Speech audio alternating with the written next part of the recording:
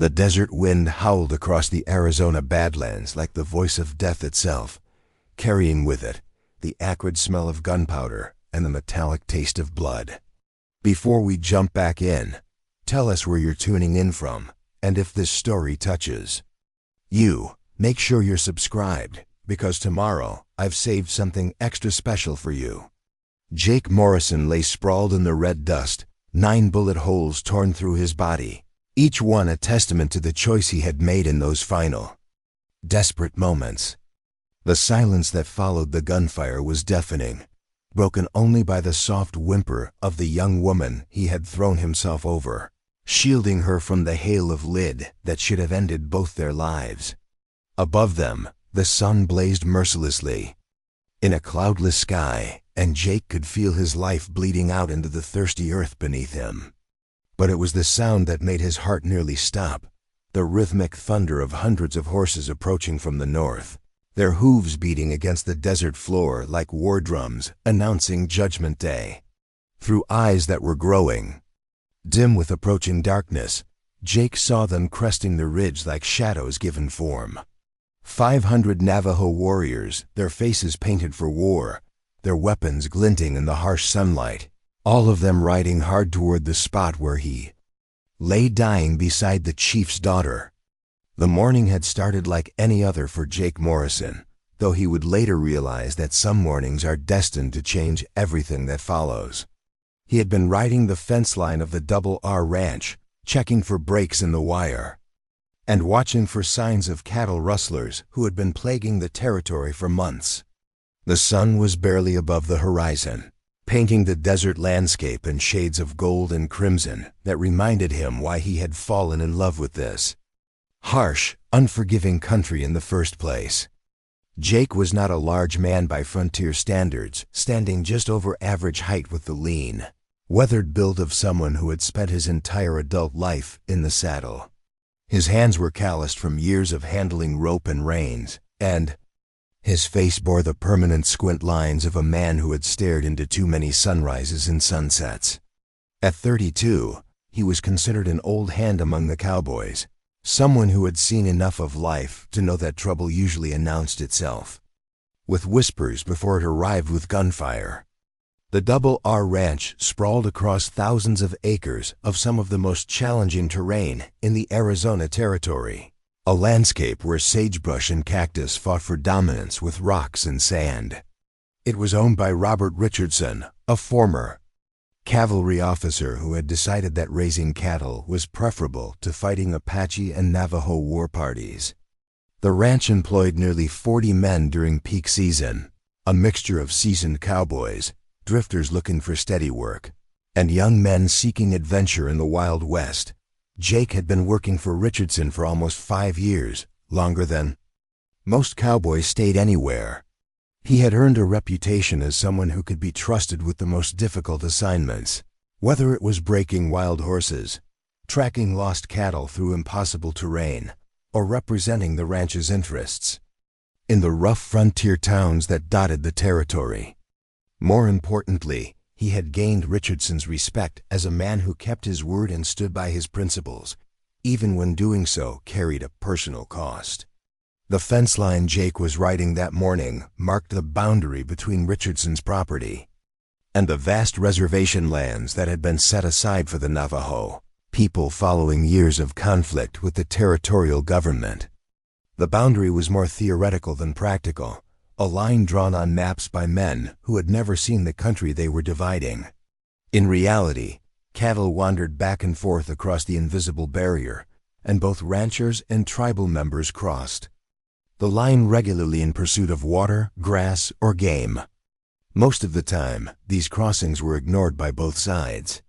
Richardson had made it clear to his men that they were not to harass Navajo hunters or travelers unless they were actually stealing cattle, and the tribal leaders generally respected the ranch's property rights as long as their people were treated with basic courtesy. It was an uneasy peace, but one that had held for several years without serious incident. As Jake rode along the fence, checking for the telltale signs of wire cutters or cattle thieves, He found himself thinking about the letter he had received the previous week from his sister in Kansas. Elizabeth had written to tell him about her upcoming marriage to a banker, a man who promised to provide her with the security and respectability that their family had never known. She had also included a gentle suggestion that perhaps it was time for Jake to consider settling down himself, finding a nice woman, and starting a family before he grew too old to change his ways. The suggestion had bothered Jake more than he cared to admit. He had always assumed that someday he would marry and have children, but somehow that someday never seemed to arrive. The frontier attracted a certain type of woman, though strong enough to endure the hardships and isolation of territorial life, but most of them were already married or committed to men who could offer them more than a cowboy's uncertain wages. The few unmarried women Jake had met in the local towns were either unsuitable for reasons he preferred not to examine too closely, or they made it clear that they were looking for husbands with better prospects than a man who spent his life chasing cattle across the desert. These melancholy thoughts were interrupted by the sound of gunfire echoing across the desert from somewhere ahead of him. The shots came in rapid succession, too many and too close together to be hunters taking game. Jake spurred his horse forward, his hand instinctively checking the Colt revolver at his hip while his eyes scanned the landscape for signs of trouble. What he found when he crested the next rise stopped him cold. In a small valley below, a group of 6 men on horseback had surrounded a lone Navajo woman who appeared to be no more than 20 years old. She sat on a paint pony that was clearly exhausted from hard riding, and even from a distance, Jake could see that she was injured. Blood stained the sleeve of her traditional dress, and she swayed in her saddle as if struggling to remain conscious. The men surrounding her were not soldiers or lawmen, but the kind of rough characters who drifted through the territory looking for easy money and quick violence. Jake recognized their type immediately: gunfighters, cattle thieves, and worse. Men who saw the frontier as a place where they could indulge their worst impulses without facing consequences. Their leader was a man Jake had seen before in the saloons of Prescott, a cold-eyed killer named Samuel Hayes who was wanted by territorial authorities for robbery and murder. Hayes was speaking to the young woman in a voice that carried clearly across the desert air, though Jake was too far away to make out the words. Whatever he was saying, it was clearly threatening, because the woman straightened in her saddle despite her obvious pain and replied with words that even Jake could tell were defiant. Her response earned laughter from Hayes and his men, but it was the cruel laughter of predators who had cornered their prey and were enjoying the game before moving in for the kill. Jake found himself facing a decision that would define the rest of his life, however long or short that might prove to be. He was 1 man against 6, and while he was skilled with both gun and rifle, the odds were not in his favor. The smart thing to do would be to ride back to the ranch, gather reinforcements, and return with enough men to deal with the situation properly. But by the time he could organize a rescue party, the young woman would almost certainly be dead, and Hayes and his men would have disappeared into the maze of canyons and mesas that offered perfect hiding places for those who knew the country. Moreover, Jake realized with startling clarity that this was not really about tactics or odds or practical considerations. This was about the kind of man he was and the kind of man he wanted to be remembered as when his time came. Preparing and narrating this story took us a lot of time, so if you are enjoying it, subscribe to our channel. It means a lot to us. Now back to the story. He had spent years drifting through life without taking a stand for anything more important than keeping cattle thieves away from Richardson's herds. Now faced with a situation that demanded moral courage rather than just physical skill, Jake discovered that he could not turn away from someone who needed help, regardless of the personal cost. He checked his weapons one final time, the Colt revolver at his hip, fully loaded with 6 rounds, and the Winchester rifle in his saddle scabbard, which held 15 cartridges. Against 6 experienced gunfighters, It would not be enough, but it was what he had. Jake offered a brief prayer to whatever powers might be listening, touched the small silver cross his mother had given him years before, and spurred his horse down into the valley.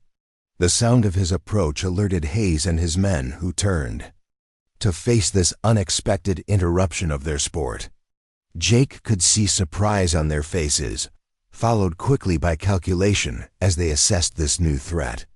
Hayes himself seemed more amused than concerned, probably figuring that one cowboy was hardly worth worrying about when they had already dealt with whatever escort the young woman might have had. "Well, well," Hayes called out as Jake rode closer, his voice carrying the lazy confidence of a man who had killed often and expected to kill again. "Looks like we've got ourselves a hero, boys. Some fool cowboy who thinks he can ride in here and play the knight in shining armor."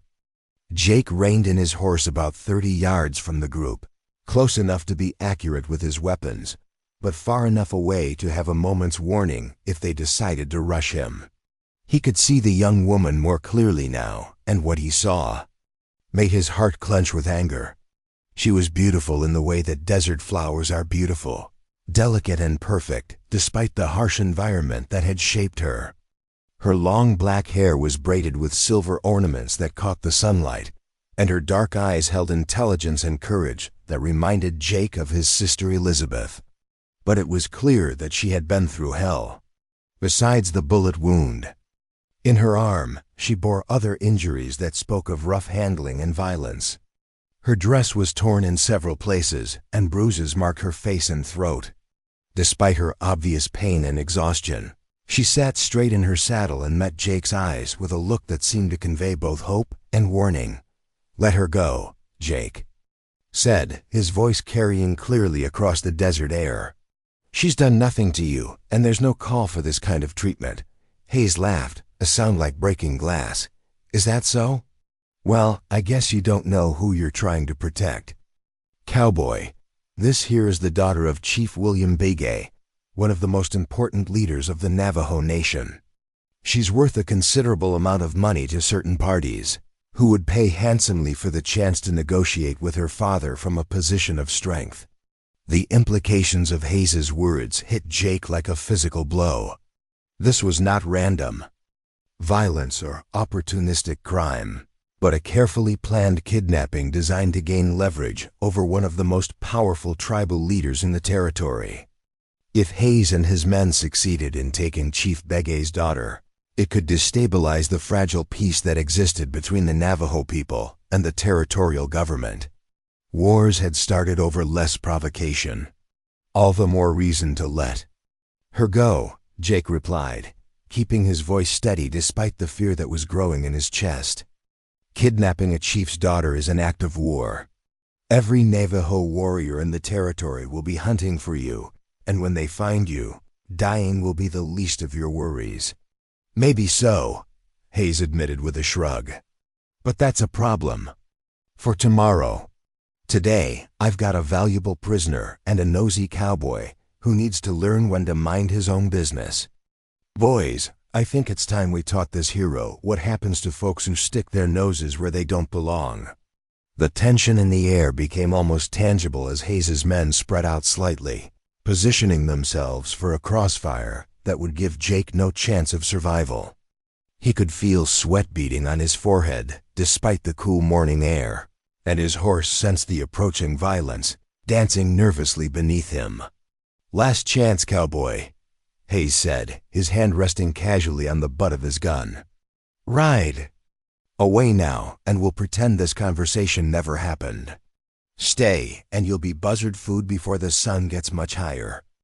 Jake looked once more at the young woman, seeing in her eyes a desperate hope that someone, anyone, might be willing to stand up for what was right. He thought about his sister Elizabeth and her upcoming marriage to a man who could offer her security and respectability. He thought about the letter he would never write, telling her about the choice he had made in a desert valley when faced with a test of his character. "I reckon I'll stay," Jake said quietly and drew his gun. The gunfight that followed lasted perhaps 30 seconds, though to Jake it felt like hours. Hayes was fast, faster than Jake had expected, and his men were experienced killers who knew how to coordinate their fire for maximum effect. But Jake had advantages they had not counted on. He was fighting for something more important than money, and he had the desperate strength that comes from knowing there is no retreat. His first shot took Hayes in the chest, spinning the outlaw, leader around and dropping him to the ground where he lay gasping like a landed fish. Jake's second shot caught one of Hayes's men in the shoulder, knocking him from his horse but not killing him. The return fire came like thunder, bullets whining past Jake's head and striking sparks from the rocks around him. Jake's horse went down, struck by multiple bullets, and he rolled clear as the animal fell. From a prone position behind the meager cover of his dead mount, he continued to return fire, his Winchester rifle speaking with deadly accuracy. 2. More of Hayes's men fell to his shots, but the remaining 3 had spread out and were pouring fire at his position from multiple angles. It was then that Jake made the decision that would define his legend. Seeing that the young woman was still in the line of fire, her horse rearing and plunging in terror as bullets flew around them, he abandoned his covered position and sprinted across the open ground toward her. Bullets tore through his body as he ran, each impact feeling like a hammer blow, but he kept moving through sheer force of will. He reached the terrified woman just as her horse stumbled and began to fall. Jake threw himself forward, wrapping his arms around her and pulling her clear of the falling animal. They hit the ground hard, and Jake rolled to cover her body with his own as the remaining gunman continued to fire. He felt bullets tear through his back and legs, but he held his position, shielding the chief's daughter with his own flesh and bone. The firing stopped suddenly, and Jake realized with dim surprise that he was still alive. Looking up through eyes that were growing cloudy with blood loss, he saw that the remaining gunmen had ceased their attack not out of mercy, but out of fear. The sound that had frozen them in place was growing louder by the moment, the thunder of hundreds of horses, approaching at full gallop. Chief William Begay had come for his daughter, and he had brought his entire war council with him. 500 Navajo warriors crested the ridge like an army of spirits, their war paint and weapons glinting in the morning sun, their faces set with the terrible purpose of men who had come to reclaim what was theirs and punish those who had dared to harm it. The remaining members of Hayes's gang threw down their weapons and raised their hands in surrender, but Jake knew it would not save them. They had committed an act that demanded blood vengeance according to Navajo law, and no mercy would be shown to men who had kidnapped and mistreated a chief's daughter. As consciousness began to fade from his bullet-riddled body, Jake felt a gentle hand touch his face. The young woman he had saved was kneeling beside him, her dark eyes filled with tears as she spoke words in her own language that he could not understand, but whose meaning was clear enough. She was thanking him for his sacrifice and promising that his courage would not be forgotten. The last thing Jake saw before darkness claimed him was the face of Chief William Begay himself, a man whose reputation for both wisdom and ferocity was known throughout the territory. The chief knelt beside his daughter and the dying cowboy who had saved her, his weathered features showing emotions that Jake could not quite read before the world faded to black. When Jake Morrison opened his eyes again, he was not in the afterlife he had expected, but in a place that was almost as foreign to his experience. He lay on soft furs and blankets inside what appeared to be a large tent or lodge, with walls decorated in geometric patterns that seemed to shift and dance in the flickering light of a central fire. The air was thick with the smell of herbs and healing smoke, and he could hear voices speaking softly in a language he did not recognize. The pain was incredible, a burning agony that seemed to emanate from every part of his body simultaneously. Jake tried to move and immediately regretted the attempt as fire shot through his chest and back. He could feel bandages wrapped around his torso and limbs, and when he lifted his head slightly, he could see that his entire body was a patchwork of dressings and herbal poultices. "Do not try to move," said a voice in accented but clear English. "You have taken 9 bullets, and your body needs time to heal." Jake turned his head carefully to see an elderly Navajo man sitting beside his bed of furs. The man's hair was white as snow and braided with silver ornaments, and his face bore the deep lines of someone who had lived through many seasons of joy and sorrow. Despite his obvious age, there was a strength and dignity about him that commanded immediate respect. "Who are you?" Jake asked, his voice coming out as barely more than a whisper. "I am Joseph Yazzie, medicine man of the Navajo people." Elderly man replied, "I have been working to keep your spirit anchored to this world for 3 days now. It has been a difficult task, as your wounds were very severe and your body lost much blood. 3 days. Jake tried to process this information, but his thoughts moved slowly, as if traveling through thick mud. "The woman," he managed to say, "is she safe?" Joseph Yazzie smiled, the expression transforming his weathered features into something approaching warmth. "She is safe, thanks to your courage. You threw yourself over her body and took bullets that were meant for her. The men who harmed her have been dealt with according to our law." Jake did not ask what that meant, though he suspected he could guess. Frontier justice was swift and final, and men who kidnapped and assaulted the daughter of a powerful chief could expect no mercy. When they were caught, "Why am I alive?" Jake asked. "I felt those bullets hit me. I should be dead." "Yes, you should be," Joseph Yazzie agreed matter-of-factly. "But Chief Begay ordered that every effort be made to save your life. He said that a man who would die to protect his daughter deserved the chance to live if the spirits were willing. I have used all my knowledge of healing to keep you in this world, and the spirits have been favorable to your cause." Over the following days, as Jake's strength slowly returned and his wounds began to heal, he learned more about his situation. He was being kept in the main camp of Chief William Begay's band, deep in the heart of Navajo territory where few white men had ever traveled. The location was both a place of honor and a form of protective custody, as news of the shootout had spread throughout the territory and was attracting attention from both tribal authorities and territorial officials. The young woman he had saved was named Maria Begay, and she was not only the chief's daughter but also one of the most important figures in Navajo society in her own right. She served as a liaison between her people and the territorial government, using her education and diplomatic skills to negotiate agreements that protected Navajo interests while maintaining the fragile peace that existed between the tribes and white settlers. Maria had been returning from one of these diplomatic missions when Hayes and his men had ambushed her small escort party. They had killed her 3 guards and wounded her before beginning the process of taking her to a rendezvous point where she would have been sold to parties unknown. Jake's intervention had not only saved her life but had prevented a crisis that could have led to open warfare between the Navajo people and territorial authorities.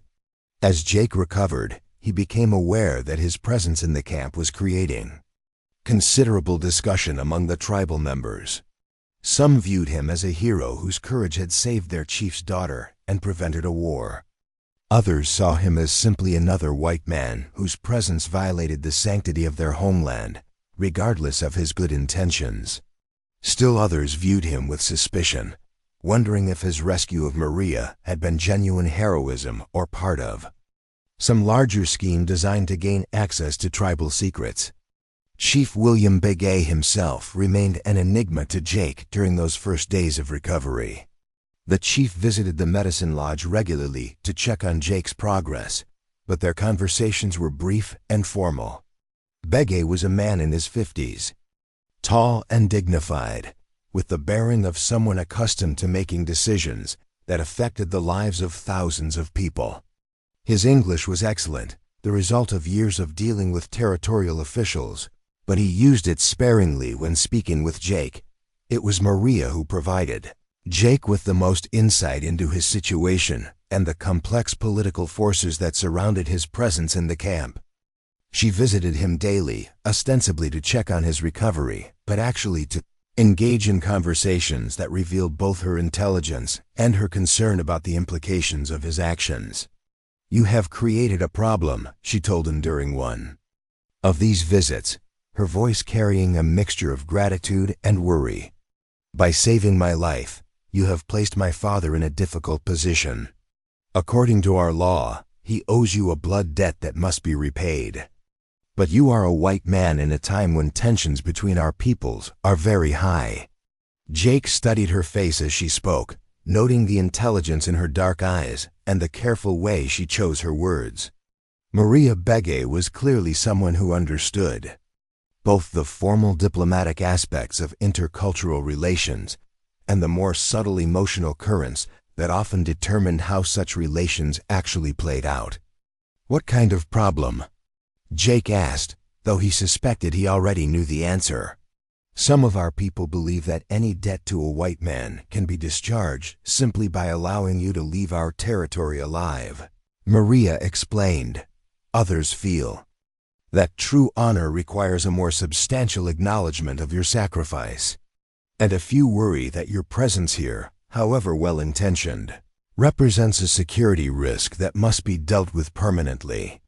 The implications of her words were clear enough. Jake's life, which had been saved through the combined efforts of tribal medicine and Chief Begay's direct intervention, now hung in the balance of tribal politics and cultural considerations that he only dimly understood.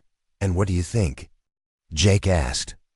Maria was quiet for a long moment, her eyes focused on something beyond the walls of the medicine lodge. When she finally spoke, her voice carried a gravity that made Jake pay careful attention to every word. "I think," she said slowly, "that you are either the bravest man I have ever known, or the most foolish. Perhaps both.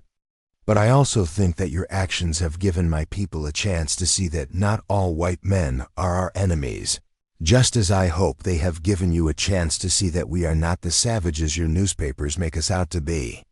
Jake considered this, thinking about the careful medical attention he had received and the dignified way he had been treated, despite being an outsider in a culture that had every reason to view him with suspicion. "Your people saved my life when they could have let me die," he said.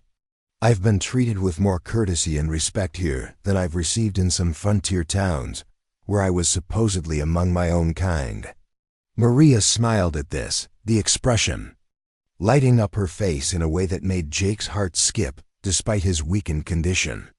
"My father is a wise man who understands that honor and justice are not limited to any single race or culture. But wisdom and politics do not always align, especially when outside pressures are involved." "Outside pressures?" "Territorial officials are demanding to know what happened to you," Maria explained.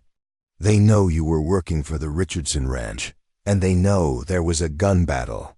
Some are suggesting that you were killed by Navajo raiders, which could provide an excuse for military action against our people. Others suspect that you are being held prisoner, which would also justify an armed response." Jake felt a chill that had nothing to do with his injuries. His rescue of Maria, intended as a simple act of human decency, was apparently creating political ramifications that could affect the lives of thousands of people. "What does your father plan to do?" "That," Maria said, "is what we will discover when the council meets tomorrow night. The tribal elders have been debating your situation for days, and tomorrow they will reach a decision about your fate." That night, Jake lay awake listening to the sounds of the camp around him and thinking about the strange turns his life had taken. A week ago, he had been a simple cowboy whose greatest worry was whether Richardson's cattle were being stolen by rustlers. Now he was recovering from 9 bullet wounds in the heart of Navajo territory, waiting to learn whether a tribal council would decide that he deserved honor or death for his actions. More disturbing was his growing awareness that his feelings toward Maria Begay were becoming more complex than simple gratitude for her care during his recovery. Despite the vast cultural differences between them, he found himself looking forward to her visits and hanging on her every word during their conversations. She was intelligent, compassionate, and possessed of a quiet strength that reminded him of the women he had admired most in his life. But she was also the daughter of a powerful chief, a member of a people whose relations with white society were complex and often hostile. Any romantic feelings he might develop would be inappropriate at best and potentially dangerous for both of them at worst. As he finally drifted off to sleep, Jake found himself wondering what decision the tribal council would reach, and whether he would live long enough to see the sunrise that would follow their deliberations. Tomorrow would determine whether his sacrifice in the desert had earned him a place among the Navajo people, or whether his story would end with the kind of frontier justice that left no room for appeals or second chances. The wind outside the medicine lodge carried the sounds of the camp settling into sleep, but also something else, the distant rhythm of drums that seemed to speak of important ceremonies and momentous decisions yet to come. Jake closed his eyes and tried to prepare himself for whatever judgment the morning would bring. The drums began at sunset, their deep rhythmic pulse echoing across the canyon walls like the heartbeat of the earth itself. Jake Morrison lay on his bed of healing furs, listening to the sound that seemed to penetrate his very bones, and knowing that his fate was being decided by voices speaking a language he could not understand. Through the walls of the medicine lodge, he could hear the movement of many people gathering for what Joseph Yazzie had told him would be the most important tribal council held in years. The old medicine man sat beside Jake's bed, preparing herbal mixtures with the practiced efficiency of someone who had performed these rituals countless times. His weathered hands moved with surprising grace as he ground roots and leaves into powders that would help manage Jake's pain during what promised to be a long and difficult evening. "The council will deliberate through the night," Joseph Yazzie explained in his careful English. "They must consider not only your actions in saving Maria, but also the larger implications of your presence among our people. These are complex matters that require much discussion and the wisdom of many voices." Jake tried to sit up straighter, wincing as the movement sent fire through his healing wounds. "Will I be allowed to speak for myself?" The medicine man paused in his preparations, considering the question carefully. "Chief Begay has requested that you be brought before the council when they are ready to hear your words. But you must understand that this is not like the courts of white men, where lawyers argue points of law. This is a gathering of our people's wisest leaders, seeking to understand the truth of what happened and what it means for our future." Through the lodge walls, Jake could hear the sounds of the camp transforming around the council meeting. Cooking fires were being banked, children were being gathered into family groups, and adults were moving with the purposeful solemnity of people preparing for momentous decisions. The very air seemed charged with anticipation and tension. Maria Begay appeared at the lodge entrance just as the last light of day was fading from the western sky. She wore traditional ceremonial dress that transformed her from the practical diplomat Jake had been speaking with into something approaching a vision of Navajo nobility. Her long black hair was braided with silver ornaments that caught the firelight, and her dress was decorated with intricate beadwork that told stories Jake could not read, but whose beauty was undeniable. "It is time," she said simply, her voice carrying a gravity that made Jake's stomach clench with nervous anticipation. "The council is ready to hear your testimony." Joseph Yazzie helped Jake to his feet, supporting him as his injured body protested the movement. The medicine man had fashioned a walking stick from seasoned oak, carved with symbols that he explained would provide spiritual protection during the ordeal ahead. Jake leaned heavily on the stick as they made their way slowly toward the sound of drums and many voices. The council lodge was the largest structure in the camp, a massive construction that could easily accommodate several hundred people.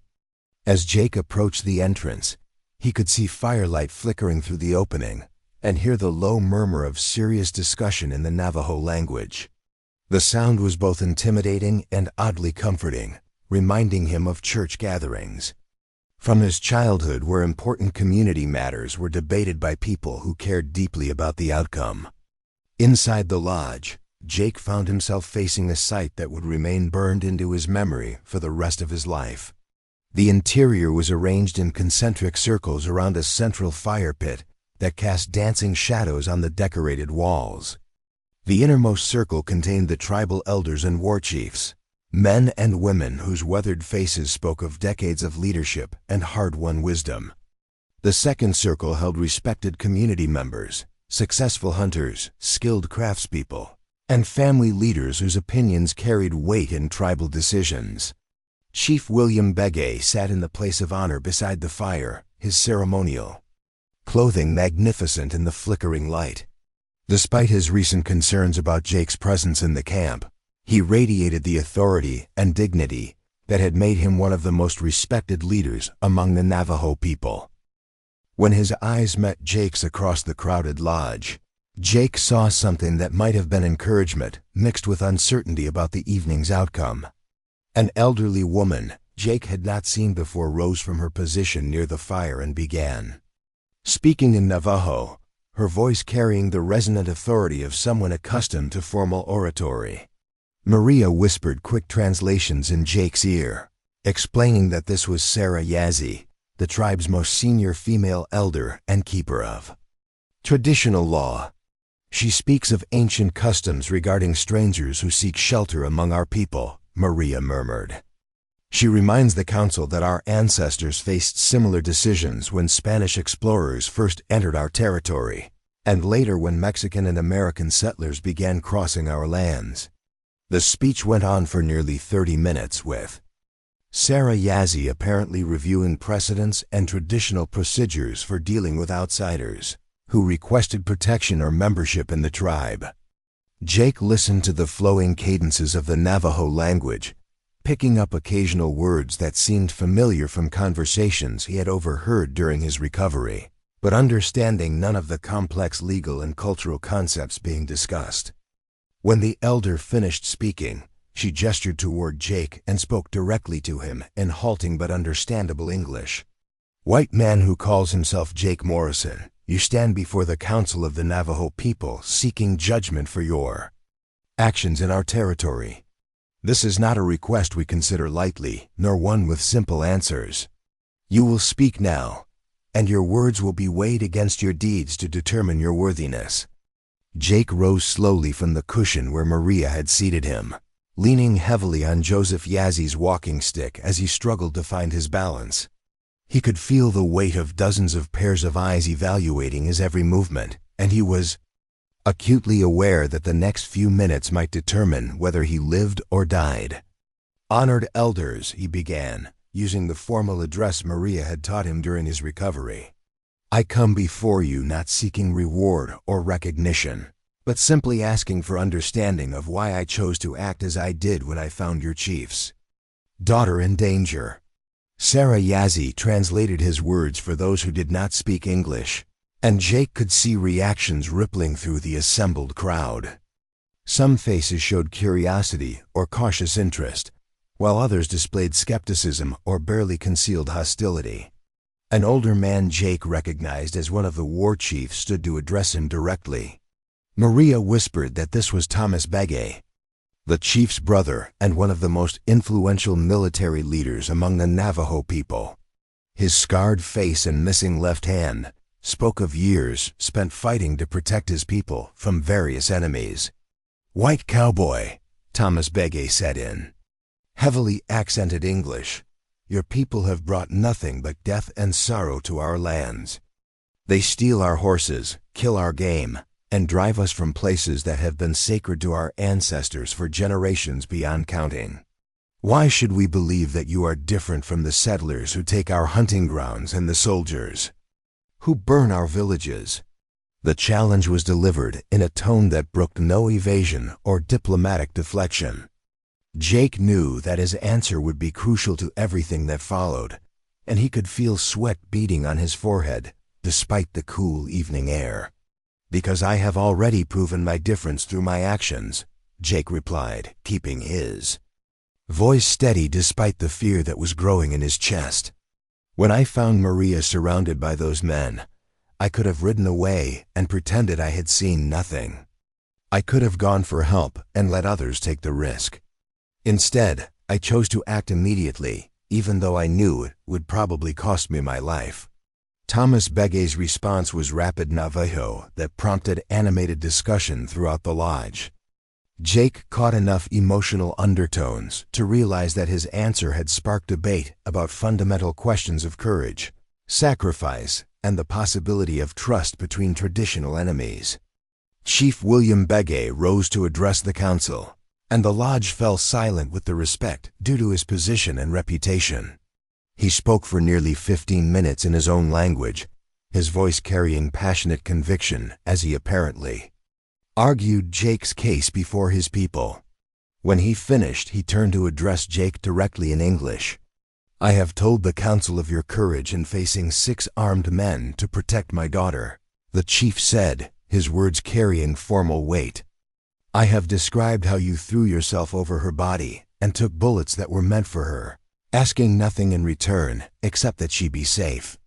But words alone cannot determine your place among us, if indeed you seek such a place." Jake felt his heart skip as he realized that the council was not simply going to vote on whether to let him leave their territory alive. Like many indigenous societies, the Navajo apparently required practical demonstrations of worthiness rather than mere declarations of intent. "What would be required of me?" Jake asked, hoping his voice sounded steadier than he felt. Sarah Yazzie consulted briefly with the other elders before responding. 3 tests, each designed to reveal different aspects of your character and your commitment to our people. First, you must demonstrate practical skills necessary for survival in our community. Second, you must show understanding of our spiritual beliefs and proper respect for our sacred traditions. Third, you must prove your loyalty to our people when faced with a direct conflict between our interests and those of white society. The weight of what was being asked settled over Jake like a heavy blanket. These were not simple tasks designed to humble a newcomer, but serious challenges that would determine whether he could truly become part of Navajo society or whether his story would end in the kind of frontier justice that left no room for appeals. "I accept your conditions," Jake said without hesitation, though he had no real understanding of what he was agreeing to undergo. "The tests will begin when your body has healed sufficiently to endure them," Sarah Yazzie replied. "But tonight, there are other matters that must be addressed." She gestured toward Chief Begay, who stood again to address the council with obvious reluctance. The chief's voice carried softly across the lodge, yet his words sparked intense debate among the tribal leaders. Jake could sense from their passionate reactions that whatever had been spoken was deeply controversial and threatened to divide. The leadership, Maria, moved closer to translate quietly. "My father discusses the blood debt your actions have created. He explains to the council that such debts carry serious obligations under our traditional laws, obligations that impact not only personal honor, but also his standing as our leader." Jake felt a cold dread settle in his chest as he grasped the complex political situation his presence had created. Chief Begay's decision to protect him went far beyond personal choice and could seriously affect his authority within the tribe's power structure. An older warrior rose abruptly to confront the chief directly, his voice filled with aggressive tones that required no translation. His pointed gestures toward Jake made his hostile opinion unmistakably clear, and several council members nodded their agreement with his challenging stance. "Robert Yazzie claims that harboring a white man among our people shows dangerous weakness that our enemies might exploit," Maria whispered urgently. "He argues that neighboring tribes will view my father's protection of you as proof that the Navajo have become weakened through contact with white civilization." Chief Begay responded with firm authority, but Jake noticed the visible strain on his weathered features as he defended a position that clearly cost him valuable political support among his own people. Understanding that his presence was causing serious problems for the man who had risked everything to save his life filled Jake with overwhelming guilt and fierce determination.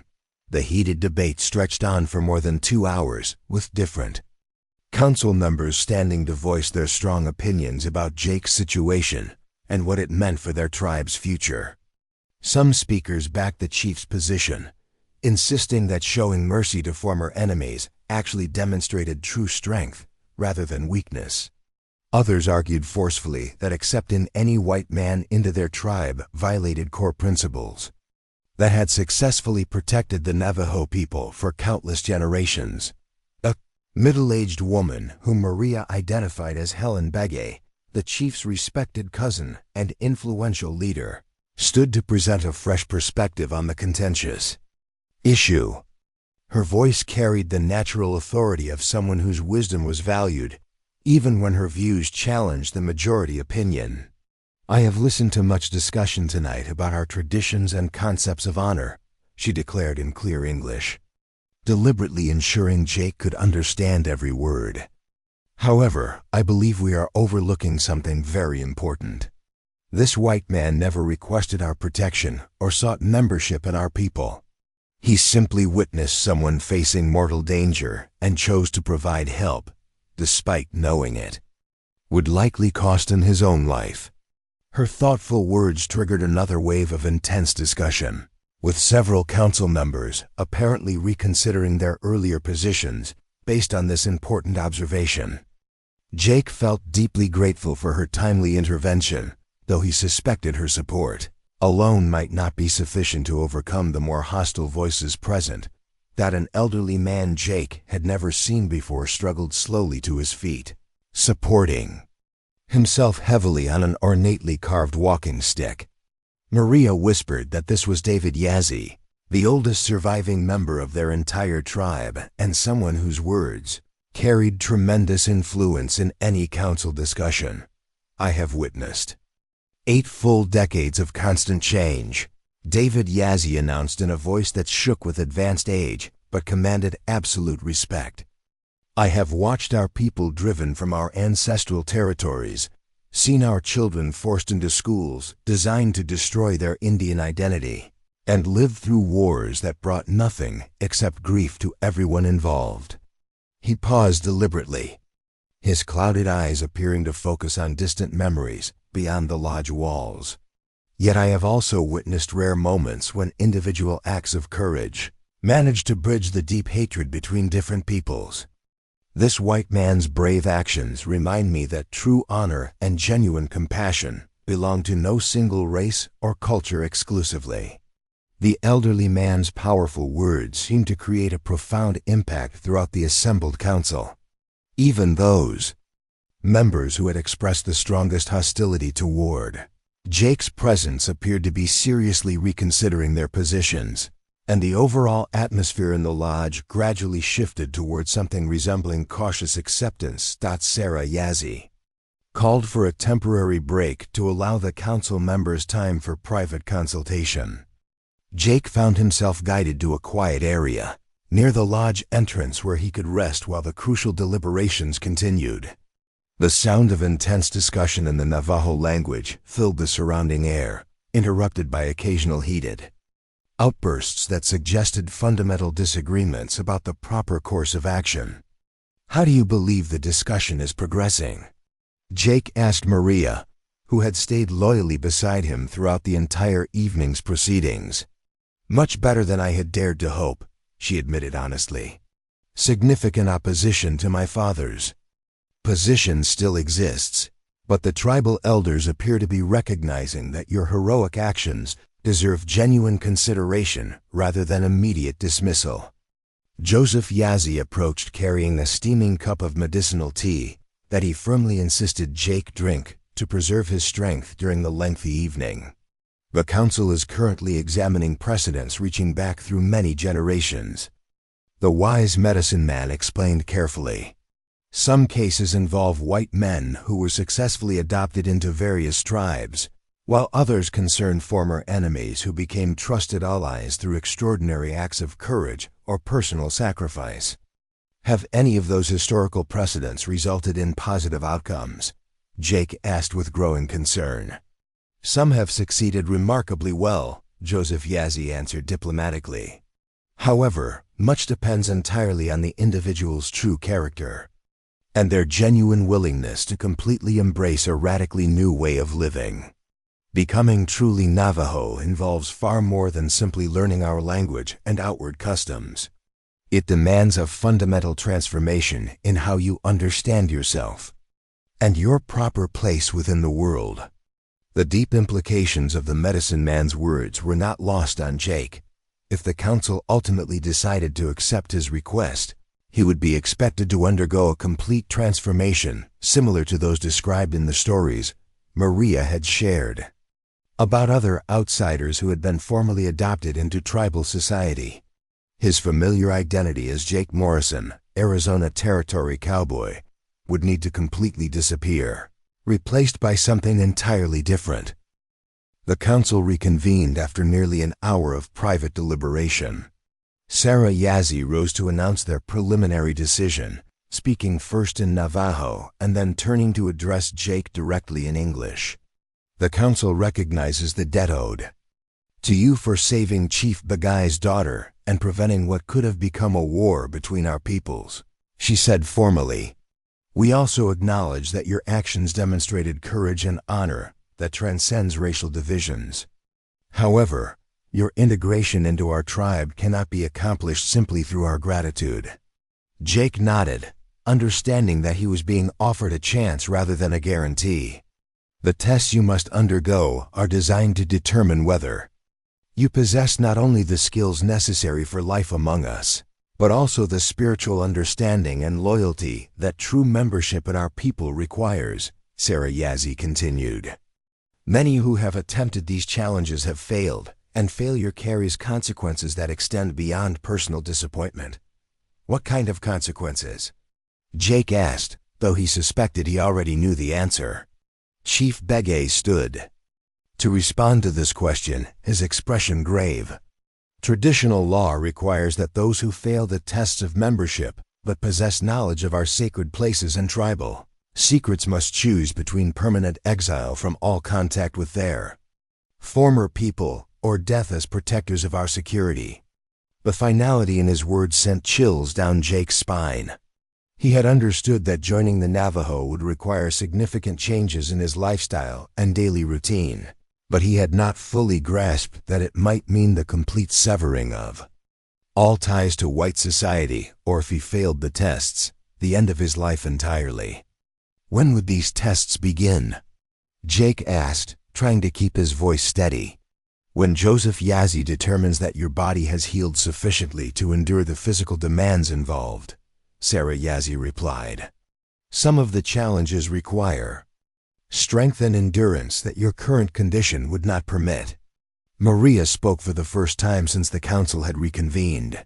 May I ask what role I am expected to play in these proceedings?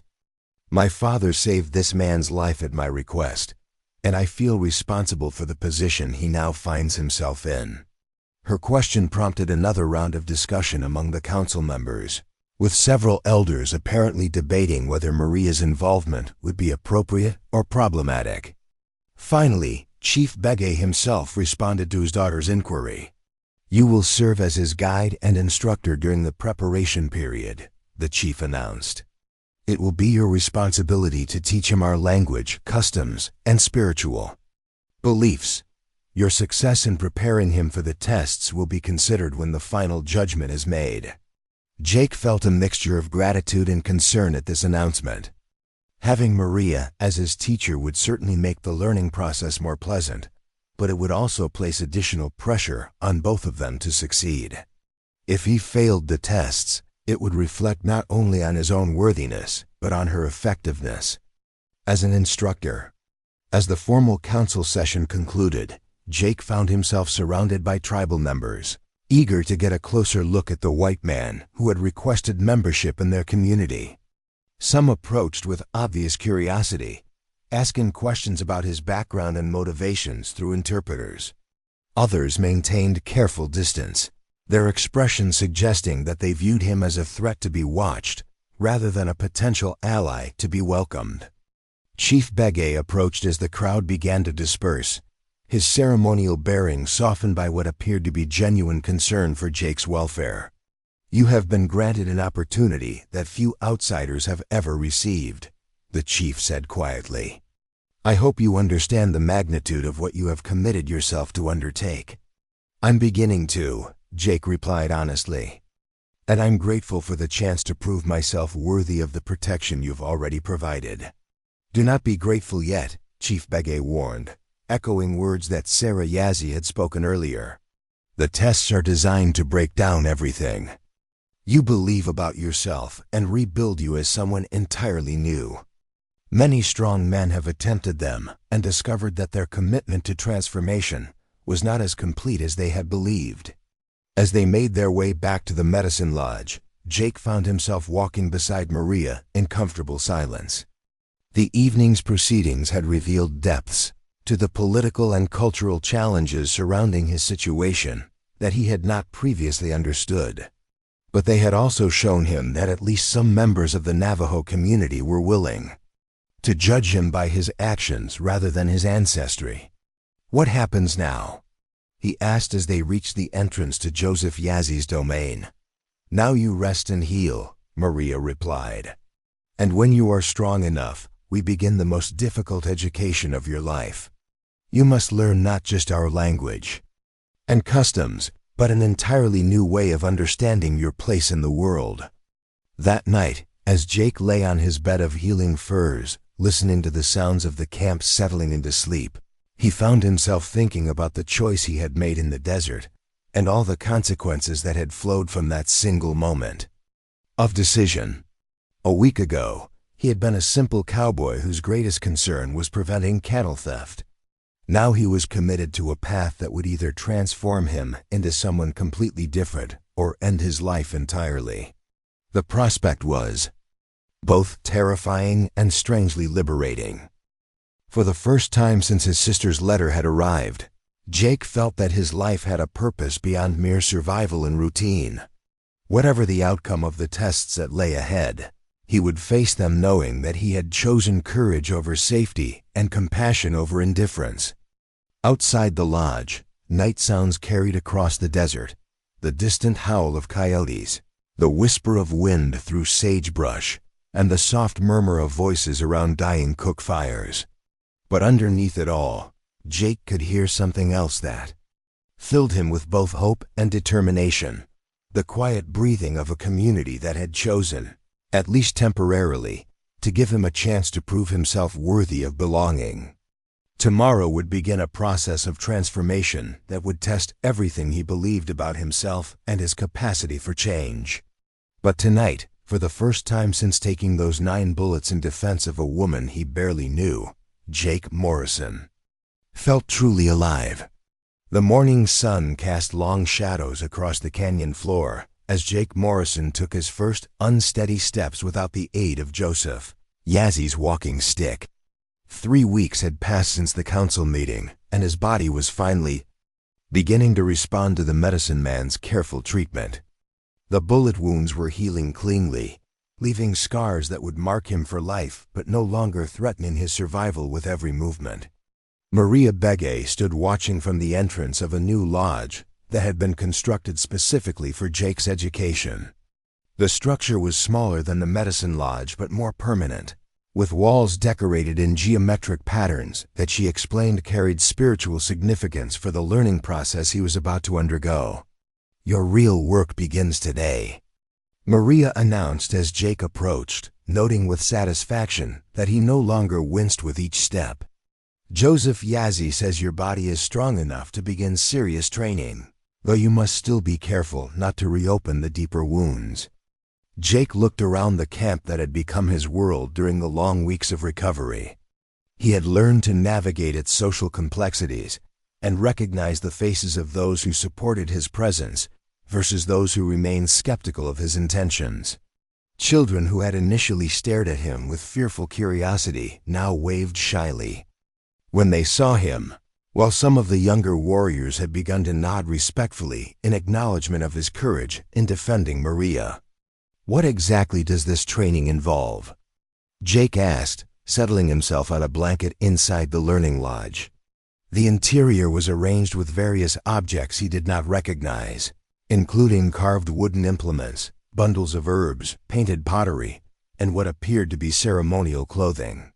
Maria joined him on the blanket, arranging her own materials with the practiced efficiency of someone who had taught these lessons before. The first test requires you to demonstrate practical skills that every adult member of our community must possess.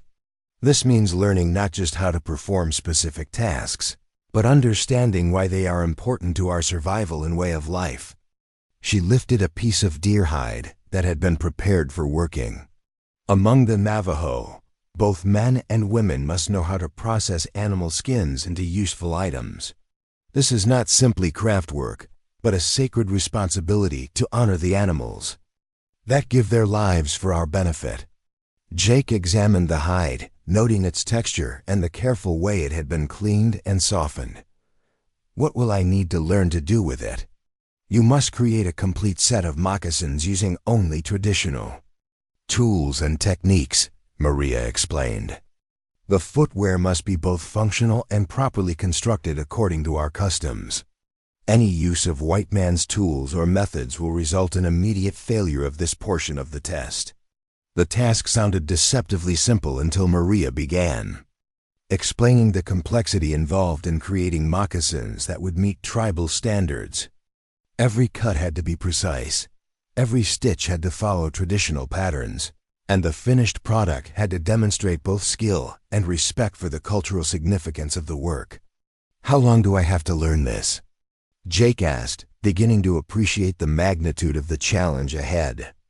The council will test your skills when the moon completes its current cycle, Maria replied. That gives you approximately 2 weeks to master techniques that our children spend years learning. Over the following days, Jake discovered that learning traditional Navajo crafts required not just manual dexterity, but a complete shift in his understanding of the relationship between humans and the natural world. Every material had spiritual significance that affected how it could be properly used, and every tool carried cultural meaning that influenced the way it was handled. Maria proved to be a patient but demanding teacher. She demonstrated each technique repeatedly, then watched with critical attention as Jake attempted to replicate her movements. When he made errors, she corrected them immediately, explaining not just what he had done wrong, but why the mistake violated traditional principles. Your hands move like a white man's, she observed during one particularly frustrating lesson in hide stitching. You think only of completing the task quickly and efficiently. But this work is a form of prayer, a way of honoring the animal whose skin you are using. Each stitch must be made with gratitude and respect. Jake paused in his work, studying Maria's face as she spoke. Her dark eyes held an intensity that reminded him of his mother reading from the Bible, the same sense of deep conviction about matters that transcended mere practical concerns. How do I change the way my hands move? He asked, genuinely puzzled by the concept. By changing the way your heart understands what you are doing, Maria replied. When you sew these pieces together, you are not just making footwear. You are participating in an ancient cycle of reciprocity between our people and the creatures that share our world. The philosophical aspects of his education proved even more challenging than the practical skills. Maria spent hours each day teaching him basic Navajo language, starting with simple concepts and gradually building toward the complex spiritual and cultural ideas he would need to understand for the second test. Our language shapes how we think about the world, she explained during one of these sessions. Words that exist in English have no equivalent in Navajo, and concepts that are central to our worldview cannot be properly expressed in your tongue. Jake struggled with pronunciation that seemed to require his mouth to make sounds it had never been designed for. The tonal variations that changed meaning completely were particularly difficult, leading to embarrassing mistakes that sometimes reduced Maria to helpless laughter. You just asked if you could marry my horse, she giggled after one particularly garbled attempt at a simple greeting. though I suppose that would solve several political problems for my father. Despite the humor, Jake could sense Maria's growing concern as the days passed and his progress remained frustratingly slow. The language barrier was more than just a communication problem. It represented a fundamental difference in how the two cultures understood reality itself. During the second week of his intensive education, Jake began to notice changes in how the camp's residents treated him. Word of his dedication to learning Navajo ways had spread throughout the community, and even some of his harshest critics seemed to be reconsidering their positions. Thomas Begay, the war chief who had challenged him most directly during the council meeting, stopped by the learning lodge one afternoon to observe Jake's progress with hide work. The scarred warrior watched in silence for several minutes as Jake carefully stitched a moccasin sole, his weathered face revealing nothing of his thoughts. "Your stitches are crooked," Thomas Begay finally announced in heavily accented English. "But they are strong, and they follow the proper pattern. This shows respect for the teaching, even if your skill is still developing." The grudging approval was more encouraging than lavish praise from someone else might have been. Thomas Begay was known for his blunt honesty and his unwillingness to offer false comfort to anyone, regardless of their circumstances. "Thank you for the observation," Jake replied, using one of the formal Navajo phrases Maria had taught him. "I am grateful for the wisdom of experienced eyes." Thomas Begay nodded approvingly at the proper response. "You learn our courtesies, as well as our crafts. This is good. Many white men think they can take what they want from our culture, without understanding the obligations that come with knowledge." As the war chief prepared to leave, he turned back to Jake with what might have been the beginning of a smile. "Continue to work hard, white man who saved our chief's daughter. Some of us are beginning to think you might actually survive your tests." The comment was both encouraging and sobering. Jake was beginning to understand that the tests themselves would be only part of the challenge he faced. The real examination was taking place every day, in countless small interactions with community members who were evaluating his character and commitment.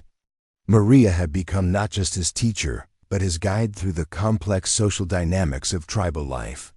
She explained the subtle hierarchies that determined how people interacted, the unspoken rules that governed behavior in different situations, and the cultural sensitivities that could turn a minor mistake into a major offense.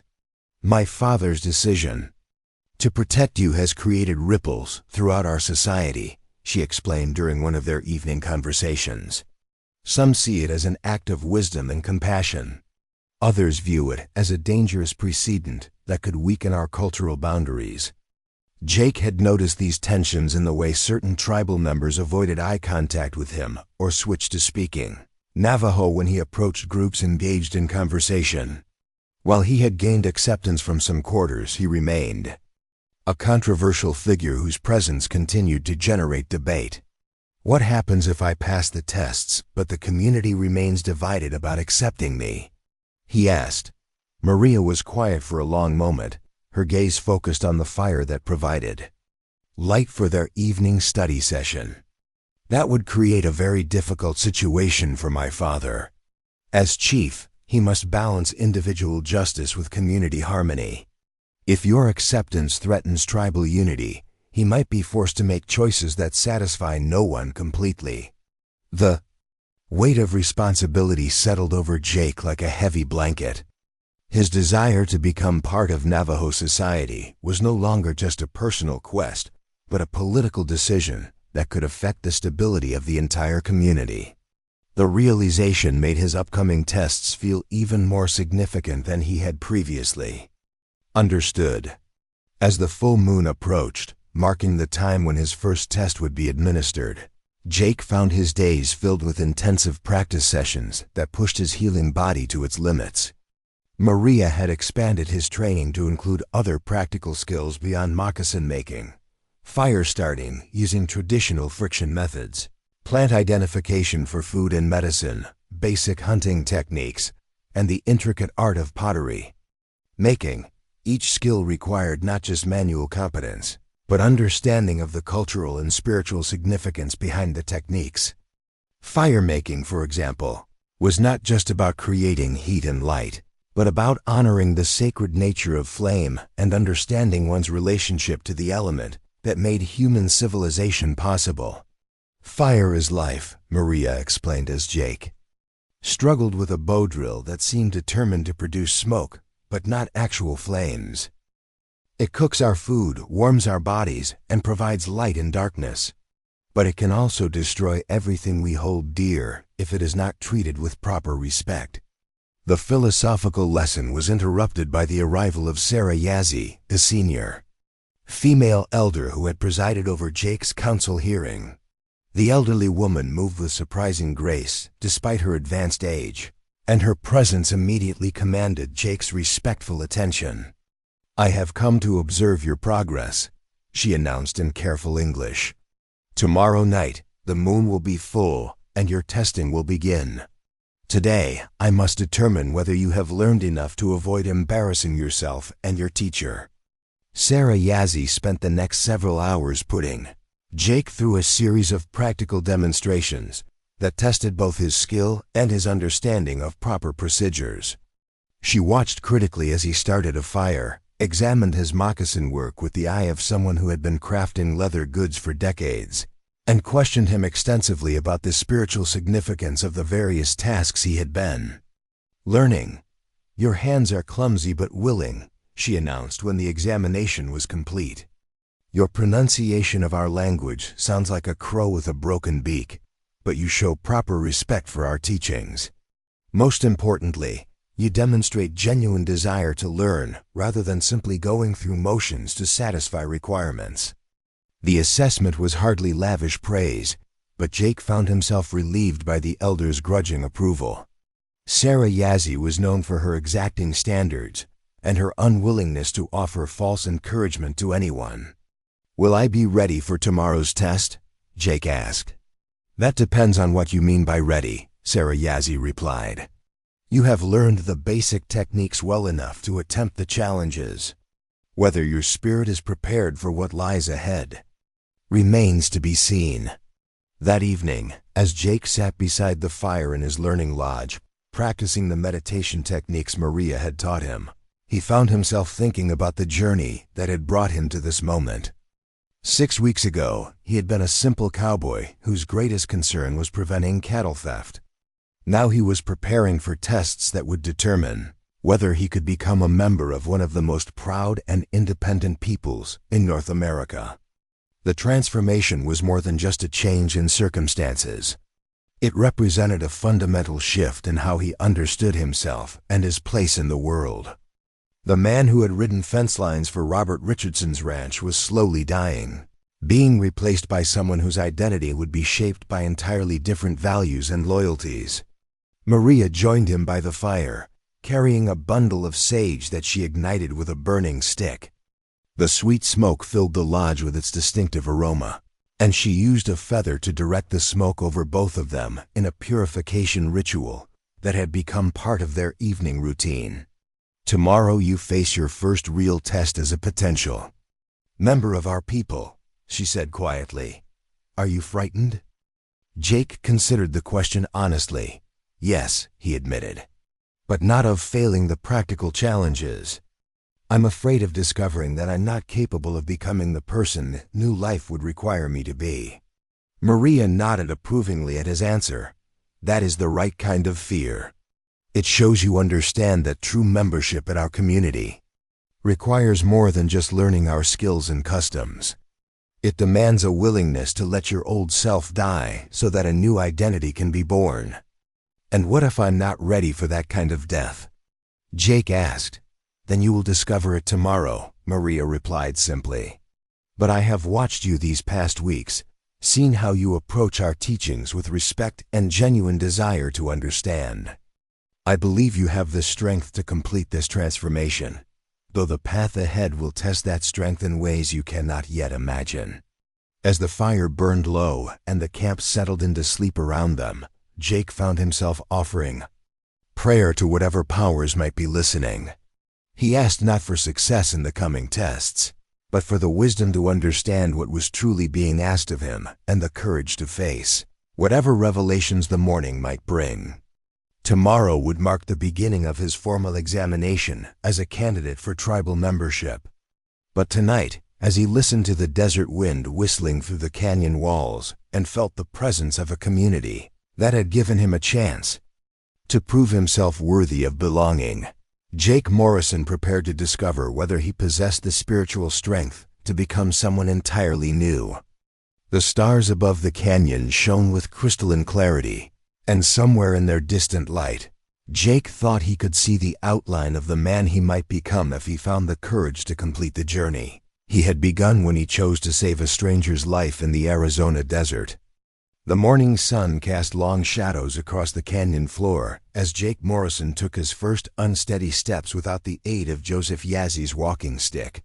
3 weeks had passed since the council meeting, and his body was finally beginning to respond to the medicine man's careful treatment.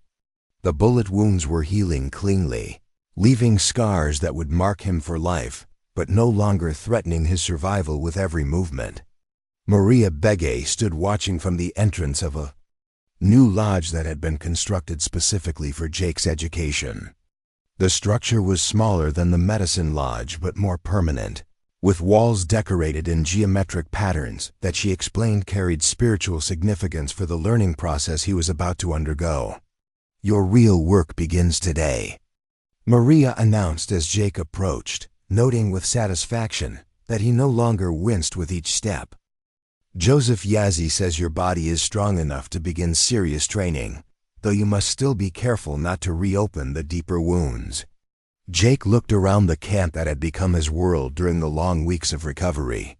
He had learned to navigate its social complexities and recognize the faces of those who supported his presence versus those who remained skeptical of his intentions. Children who had initially stared at him with fearful curiosity now waved shyly when they saw him, while some of the younger warriors had begun to nod respectfully in acknowledgement of his courage in defending Maria. "What exactly does this training involve?" Jake asked, settling himself on a blanket inside the learning lodge. The interior was arranged with various objects he did not recognize, including carved wooden implements, bundles of herbs, painted pottery, and what appeared to be ceremonial clothing. Maria joined him on the blanket, arranging her own materials with the practiced efficiency of someone who had taught these lessons before. "The first test requires you to demonstrate practical skills that every adult member of our community must possess. This means learning not just how to perform specific tasks, but understanding why they are important to our survival and way of life." She lifted a piece of deer hide that had been prepared for working. Among the Navajo, both men and women must know how to process animal skins into useful items. This is not simply craft work, but a sacred responsibility to honor the animals that give their lives for our benefit. Jake examined the hide, noting its texture and the careful way it had been cleaned and softened. "What will I need to learn to do with it?" "You must create a complete set of moccasins using only traditional tools and techniques," Maria explained. "The footwear must be both functional and properly constructed according to our customs. Any use of white man's tools or methods will result in immediate failure of this portion of the test." The task sounded deceptively simple until Maria began explaining the complexity involved in creating moccasins that would meet tribal standards.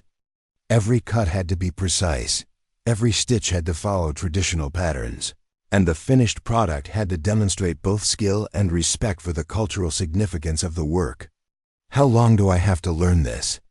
Jake asked, beginning to appreciate the magnitude of the challenge ahead. "The council will test your skills when the moon completes its current cycle," Maria replied. "That gives you approximately 2 weeks to master techniques that our children spend years learning." Over the following days, Jake discovered that learning traditional Navajo crafts required not just manual dexterity, but a complete shift in his understanding of the relationship between humans and the natural world. Every material had spiritual significance that affected how it could be properly used, and every tool carried cultural meaning that influenced the way it was handled. Maria proved to be a patient but demanding teacher. She demonstrated each technique repeatedly, then watched with critical attention as Jake attempted to replicate her movements. When he made errors, she corrected them immediately, explaining not just what he had done wrong, but why the mistake violated traditional principles. "Your hands move like a white man's," she observed during one particularly frustrating lesson. "In hide stitching, you think only of completing the task quickly and efficiently. But this work is a form of prayer, a way of honoring the animal whose skin you are using. Each stitch must be made with gratitude and respect." Jake paused in his work, studying Maria's face as she spoke.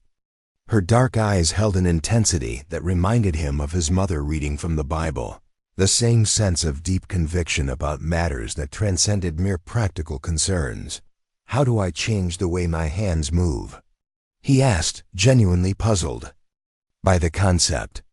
"By changing the way your heart understands what you are doing," Maria replied. "When you sew these pieces together, you are not just making footwear. You are participating in an ancient cycle of reciprocity between our people and the creatures that share our world." The philosophical aspects of his education proved even more challenging than the practical skills. Maria spent hours each day teaching him basic Navajo language, starting with simple concepts and gradually building toward the complex spiritual and cultural ideas he would need to understand for the second test. "Our language shapes how we think about the world," she explained during one of these sessions. "Words that exist in English have no equivalent in Navajo, and concepts that are central to our worldview cannot be properly expressed in your tongue." Jake struggled with pronunciation that seemed to require his mouth to make sounds it had never been designed for. The tonal variations that changed meaning completely were particularly difficult, leading to embarrassing mistakes that sometimes reduced Maria to helpless laughter. "You just asked if you could marry my horse," she giggled after one particularly garbled attempt at a simple greeting. "Though I suppose that would solve several political problems for my father." Despite the humor, Jake could sense Maria's growing concern as the days passed and his progress remained frustratingly slow. The language barrier was more than just a communication problem. It represented a fundamental difference in how the two cultures understood reality itself. During the second week of his intensive education, Jake began to notice changes in how the camp's residents treated him.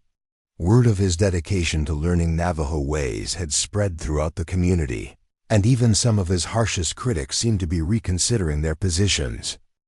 Thomas Begay, the war chief who had questioned him most harshly during the council meeting, visited the learning lodge one afternoon to watch Jake's progress with leatherwork. The battle-scarred warrior observed quietly for several minutes as Jake carefully sewed a moccasin sole, his weathered face showing no hint of his thoughts. "Your stitching is uneven," Thomas Begay finally declared in his thick English accent. "However, the work is solid and it follows our traditional pattern correctly. This demonstrates respect for our teachings, even though your technical skill still needs improvement." The reluctant approval meant more to Jake than enthusiastic praise from others might have. Thomas Begay had earned respect for his direct honesty, and his refusal to offer empty encouragement to anyone, no matter their situation. "Thank you for your honest assessment," Jake responded, using one of the formal Navajo expressions Maria had carefully taught him. "I deeply appreciate the guidance of your experienced judgment." Thomas Begay nodded with satisfaction at the culturally appropriate response.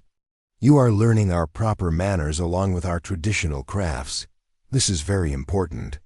2. Many white men believe they can simply take whatever appeals to them from our culture, without accepting the serious responsibilities that come with such knowledge. As the war chief prepared to depart, he turned back toward Jake with what appeared to be the start of a genuine smile. "Keep working with dedication, white man who rescued our chief's daughter." Some among us are starting to believe you might actually survive the coming trials." The remark offered both encouragement and a sobering reminder. Jake was gradually understanding that the formal tests would represent only one aspect of the challenge. Ahead, the true evaluation was happening continuously through countless daily interactions with tribal members who were constantly assessing his character and genuine commitment. Maria had evolved beyond just being his instructor to become his essential guide through the intricate social patterns of tribal existence.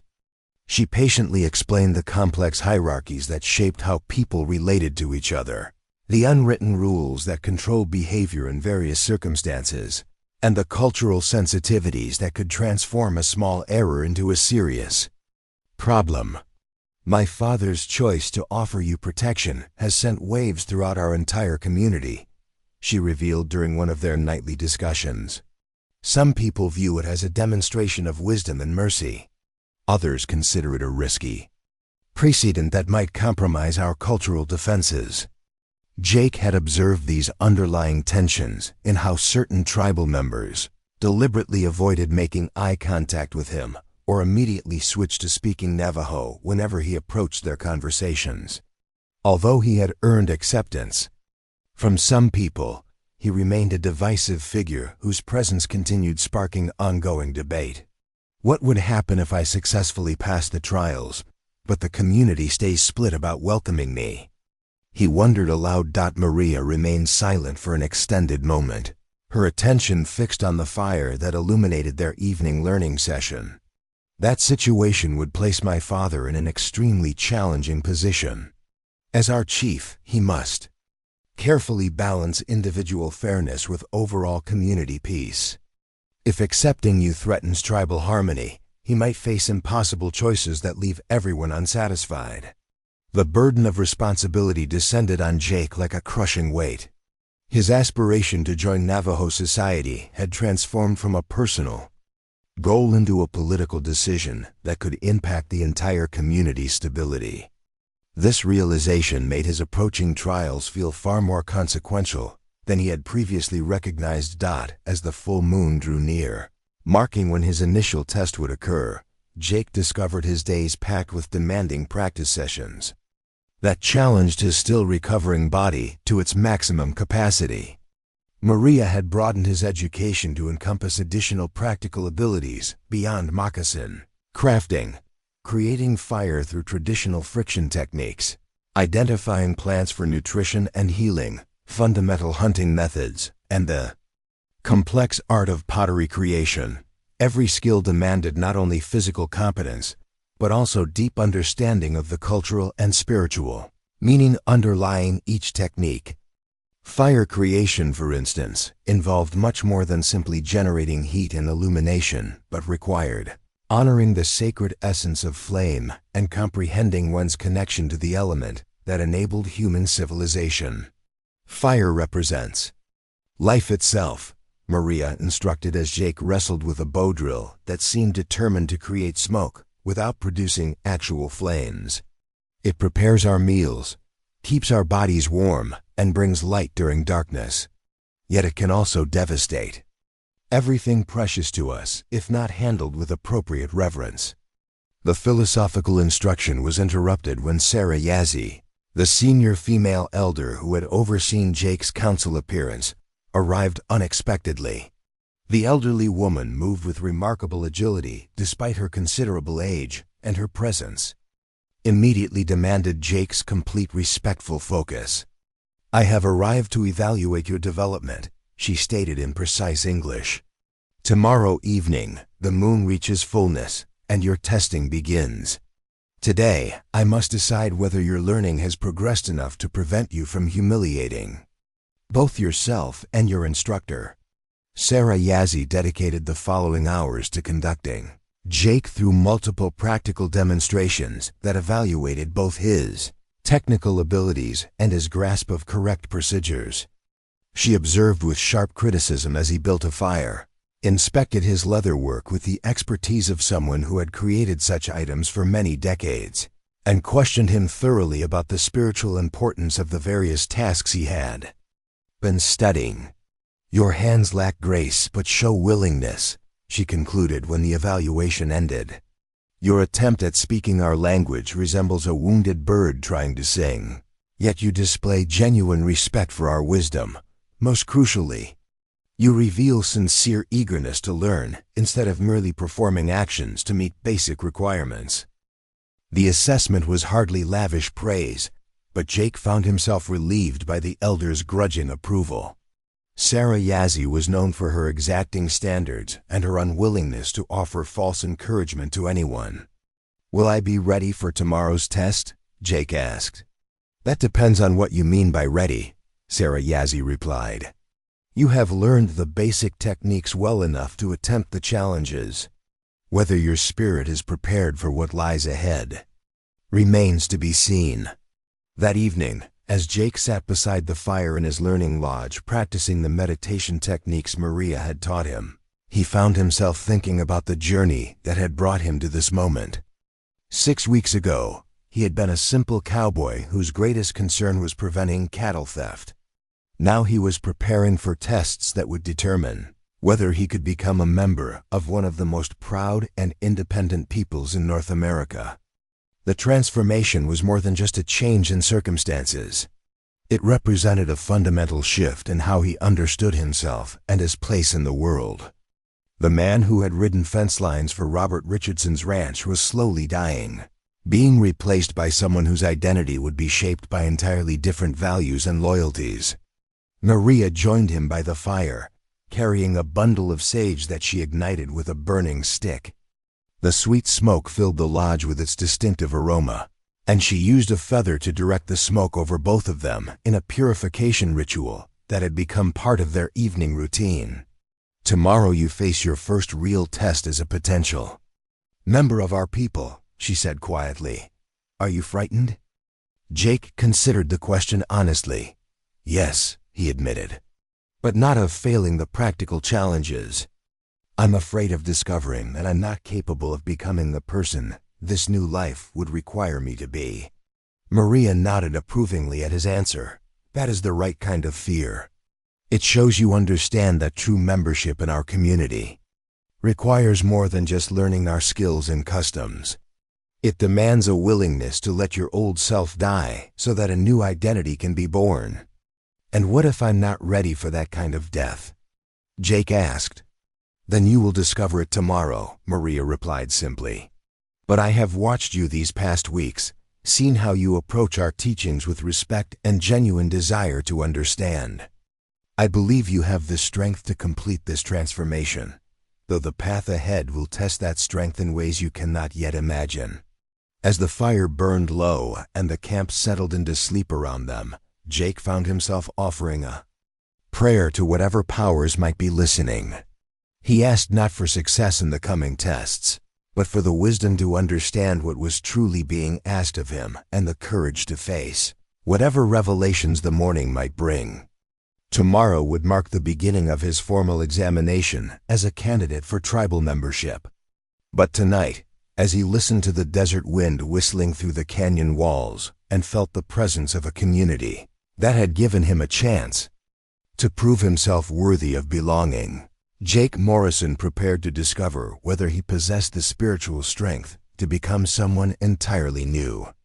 The stars above the canyon shone with crystalline clarity, and somewhere in their distant light, Jake thought he could see the outline of the man he might become if he found the courage to complete the journey he had begun when he chose to save a stranger's life in the Arizona desert. The full moon hung like a silver coin above the canyon rim as Jake Morrison walked toward the ceremonial ground where his first test would take place. The entire camp had gathered to witness the event, their faces painted in ceremonial designs that made them appear both beautiful and otherworldly in the flickering torchlight. Children who normally played freely through the village now sat in respectful silence beside their parents, understanding that they were about to witness something of great importance to their community. Jake wore simple clothing that Maria had provided for the occasion, a plain shirt and leggings made from soft deer hide, with moccasins that he had crafted himself during his weeks of preparation. The garments felt strange against his skin, so different from the rough cotton and leather he was accustomed to wearing that they seemed to belong to someone else entirely.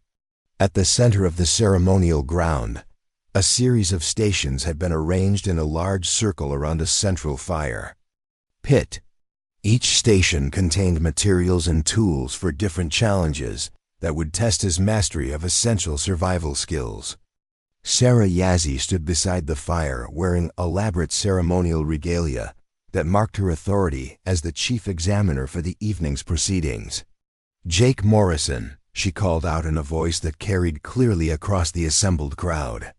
"You have requested membership in the Navajo people through your actions in saving the life of Chief Bege's daughter. Tonight you begin the formal testing that will determine whether your heart is truly ready to embrace our way of life."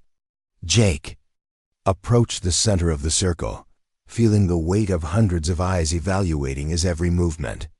Chief William Bege sat in the place of honor among the tribal elders, his expression carefully neutral as he watched the man whose fate he had already invested considerable political capital in defending. "The first trial tests your mastery of practical skills necessary for survival in our community," Sarah Yazzie announced. "You will complete 5 challenges before the moon reaches its highest point in the sky. Each challenge must be performed according to traditional methods, and each must meet the standards that would be expected of any adult member of our tribe." The first station contained materials for fire making, dried tinder, seasoned wood, and a bow drill made from carefully selected pieces of hardwood. Fire starting was considered one of the most fundamental skills among the Navajo, representing not just practical ability but spiritual connection to one of the 4 sacred elements. Jake knelt beside the materials and began the methodical process of preparing his fire kit. The bow drill technique required precise coordination between his hands and a rhythmic motion that would generate enough friction to create an ember in the tinder nest. During his weeks of practice, he had succeeded perhaps half the time, making this challenge a genuine test of both skill and composure under pressure. The crowd watched in absolute silence as Jake positioned the drill and began the steady back and forth motion that would hopefully produce the spark he needed. Sweat beaded on his forehead despite the cool night air, and he could feel his muscles protesting the unfamiliar movements his healing wounds still found challenging. After what felt like an eternity but was probably only a few minutes, a thin trail of smoke began rising from the tinder nest. Jake carefully blew on the emerging ember, coaxing it into flame with the gentle technique Maria had taught him. When the fire finally caught and began to spread through the kindling he had prepared, a murmur of approval rippled through the watching crowd. The second station tested his ability to craft useful items from natural materials. Here he found prepared sinew, pieces of shaped wood, and fletching materials for making arrows. The challenge was to create 3 arrows that would fly straight and strike targets accurately, demonstrating both technical skill and understanding of the physics involved in projectile weapons. Jake had found arrow making particularly difficult. During his training, the precise alignment required between point, shaft, and fletching demanded a level of craftsmanship that his hands were still learning to achieve. Moreover, each arrow had to be balanced perfectly, or it would veer off course when fired, making accuracy impossible. Working by firelight, Jake carefully assembled his arrows using techniques that had been passed down through generations of Navajo hunters. He wrapped the sinew bindings with meticulous attention to tension and spacing, knowing that any irregularity would affect the arrow's flight characteristics. The fletching required even more precision, as the feathers had to be positioned at exactly the right angle to provide stable flight. When all 3 arrows were completed, Jake was required to demonstrate their effectiveness by firing them at targets placed 30 yards away. The bow provided for this test was heavier than anything he had used during practice, requiring considerable strength to draw fully. His first arrow flew wide of the target, embedding itself in the earth several feet to the left of the intended mark. Jake paused to analyze what had gone wrong with his first shot, adjusting his stance and grip before nocking his second arrow. This one struck the target, but well outside the central scoring area that represented a successful hunting shot. The crowd remained silent, but Jake could sense their growing concern about his performance. The third arrow was his last chance to demonstrate acceptable marksmanship. Jake drew the bowstring back to his anchor point, took careful aim, and released with a smooth follow-through that he hoped would send the arrow true. The projectile arced through the firelight and struck the target with a solid thunk, penetrating the marked scoring zone with accuracy that would have taken down game. Sarah Yazzie examined the target and nodded approvingly before gesturing toward the third station. This challenge involved plant identification and preparation of traditional medicines. Jake was presented with a collection of desert plants and required to identify which ones could be used for healing various ailments, then demonstrate proper preparation techniques. The botanical knowledge required for this test represented some of the most complex material he had studied during his preparation. Desert plants that looked nearly identical might have completely different medicinal properties, and improper preparation could render beneficial plants useless or even dangerous. Moreover, the spiritual aspects of plant medicine were as important as the practical knowledge, requiring understanding of proper prayers and ceremonies that honored the plant spirits.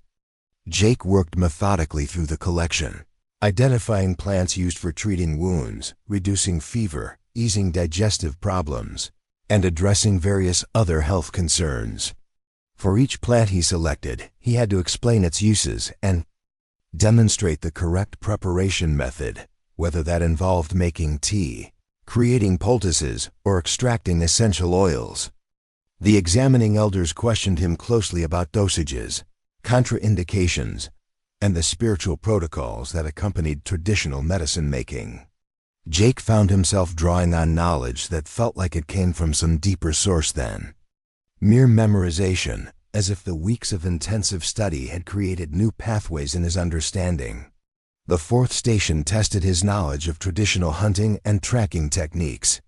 Here he was required to read signs left in specially prepared sand that told the story of various animals that had passed through the area. The challenge was not just to identify what animals had been present, but to determine their age, sex, health status, and direction of travel based on subtle clues in their tracks. Jake knelt beside the prepared tracking area and began the careful examination that would reveal the stories written in disturbed sand and broken vegetation. He identified the tracks of deer, rabbit, coyote, and various birds, noting details about gait, depth of impression, and spacing that indicated whether the animals had been walking, running, or hunting. The most challenging aspect of this test involved determining the temporal sequence of the tracks. Multiple animals had crossed the same area at different times, creating overlapping sign that required careful analysis to untangle. Jake had to determine which tracks were oldest and which were most recent, demonstrating understanding of how weather and time affected the preservation of different types of sign. The final practical challenge involved food preparation using only traditional ingredients and cooking methods. Jake was required to create a complete meal suitable for feeding a family, using corn, beans, squash, and wild plants available in the local environment.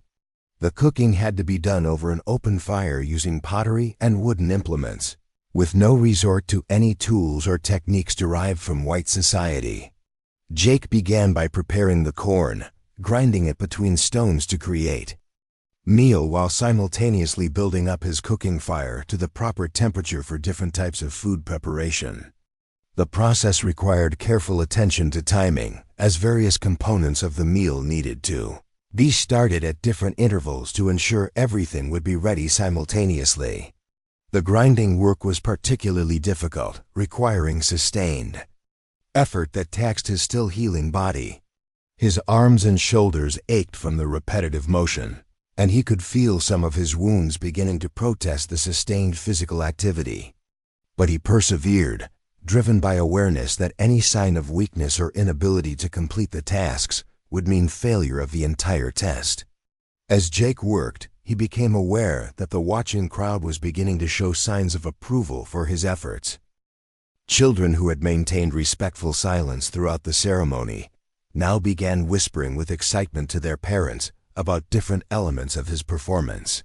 Several younger warriors nodded with clear approval at his demonstrated techniques, while elderly women spoke positively about his careful and respectful approach to handling the cooking materials. The complete meal. Jake finally presented featured corn cakes prepared on heated stones, slow-cooked beans enhanced with wild herbs, roasted squash seasoned with natural plant spices, and a nourishing broth created from bones and gathered wild greens. The examining elders sampled each dish with careful attention, evaluating not only taste and nutritional content, but also correct preparation methods and cultural appropriateness.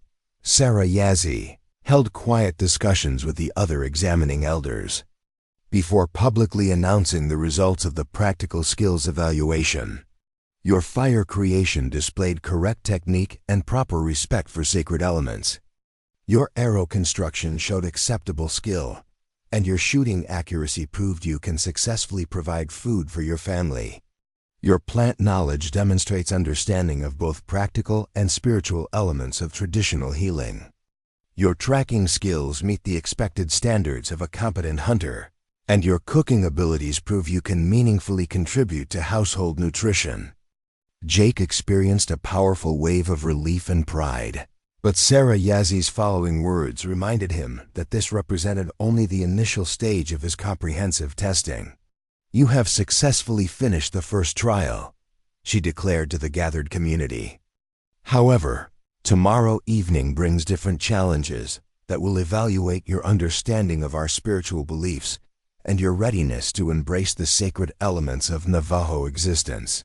Rest thoroughly tonight, because the trials of the spirit demand entirely different strengths than those of the body." As the crowd started to scatter, Jake found himself surrounded by tribal members expressing congratulations and offering encouragement. His successful completion of the practical skills examination had clearly influenced opinion in his favor among those who had previously remained uncertain about his worthiness. Thomas Begay approached with what appeared to be the start of a genuine smile crossing his scarred features. "Your hands are beginning to work like genuine Navajo hands," the war chief noted with approval. "Tomorrow we will discover whether your spirit can learn to think like a true Navajo spirit." Maria joined Jake as the ceremonial area emptied, her expression displaying both relief and pride at his successful performance. "Your work tonight was excellent," she commented quietly. "However, the spiritual examination will prove far more demanding than anything you experienced today." "What specific elements will it include?" Jake inquired as they returned toward his lodge. "Questions covering our creation stories, our understanding of the sacred directions, our connections with animal spirits, and our fundamental concepts of harmony and balance," Maria detailed carefully. "Yet beyond simple knowledge, you will need to demonstrate genuine understanding and acceptance of beliefs that might directly conflict with your Christian background." The reminder of possible religious conflicts sent a cold wave through Jake's developing confidence. Throughout his weeks of intensive study, he had discovered himself genuinely attracted to many elements of Navajo spirituality, but he had not yet completely confronted what fully embracing these beliefs might mean for his established Christian faith. "What if I cannot honestly abandon the religious beliefs I grew up with?" he asked with growing concern. Maria stopped walking and turned to face him directly in the bright moonlight.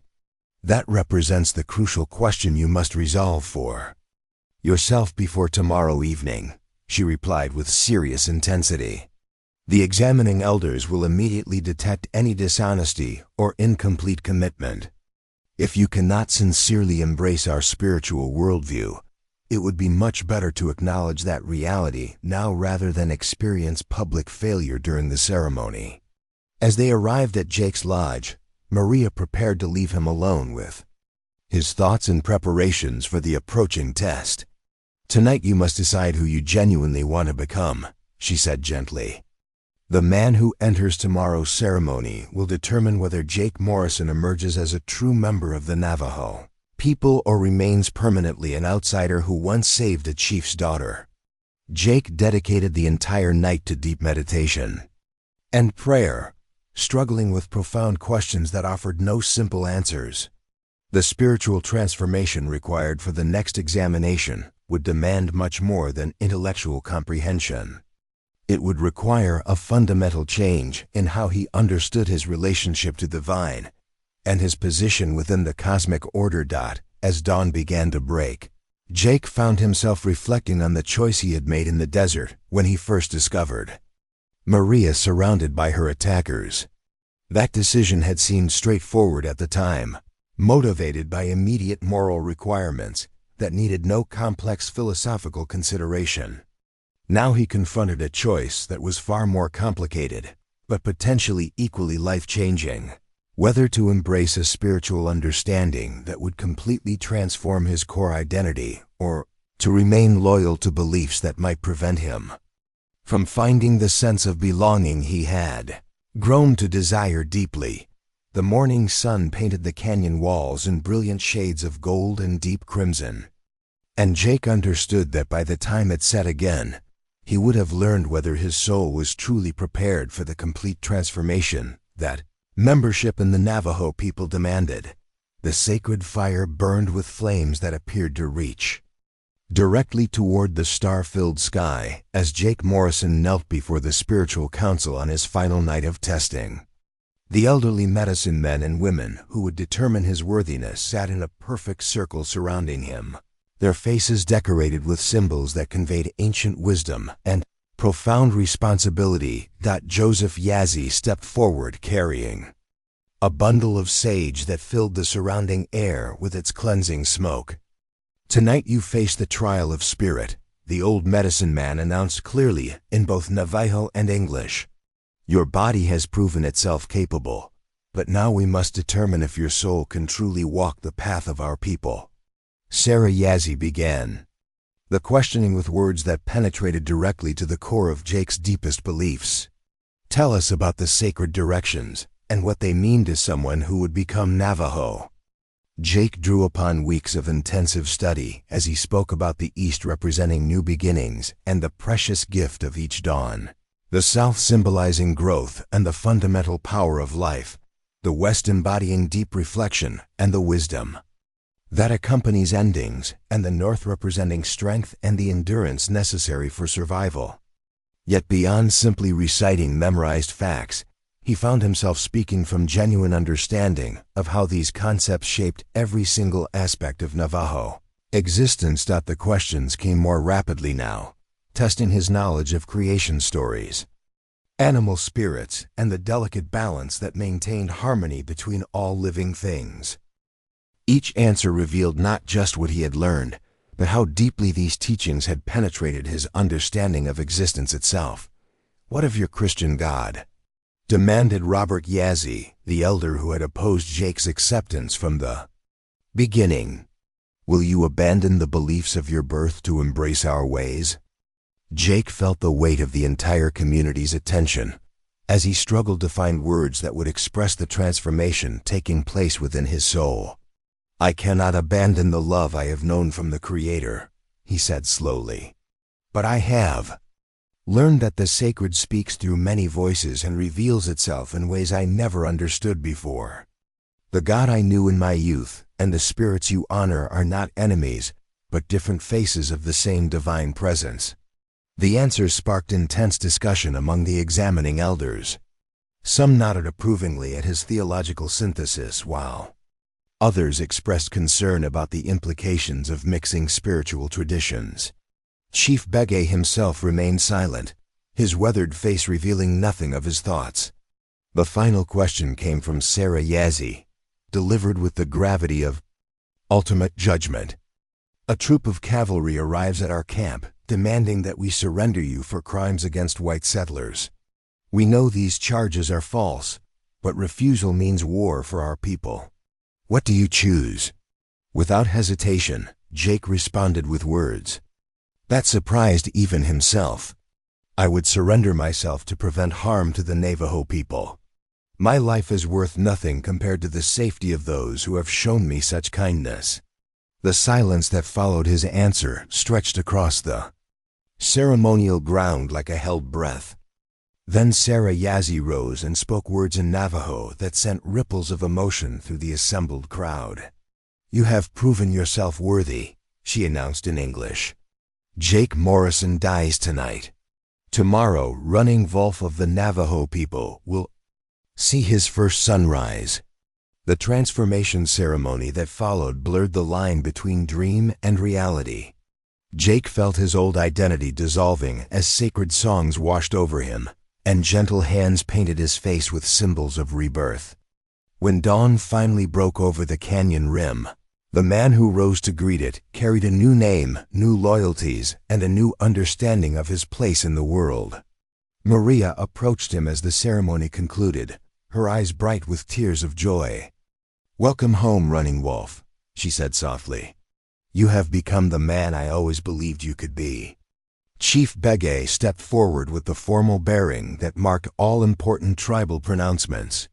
The council has decided unanimously to accept you as a full member of our people, he announced.